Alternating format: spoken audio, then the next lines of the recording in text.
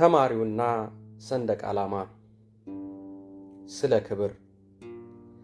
በአንድ ትምህርት ቤት ውስጥ ኃይለኛ ንፋስ መጣና በግቢው ውስጥ የነበረውን የሀገር ሰንደቅ ዓላማ ከተሰቀለበት አውርዶ መሬት ላይ ሊወድቅ ሲል አንድ ተማሪ እየሮጠ ሄዶ ሰንደቅ ዓላማውን መሬት ሳይነካ ያዘው።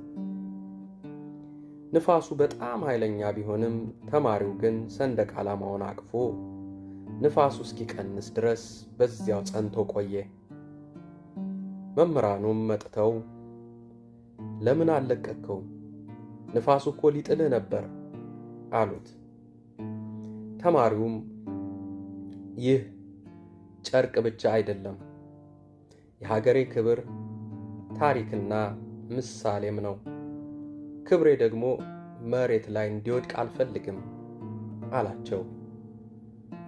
የሀገር ምልክቶችንና እሴቶችን ማክበር ራስን የማክበር አካል ነው። የሀገር ፍቅር በልብ ውስጥ የሚቀመጥ ታላቅ ክብር እንደሆነ ትውልድ ማወቅ አለበት። ሰላም ለሁላችሁ ይሁን።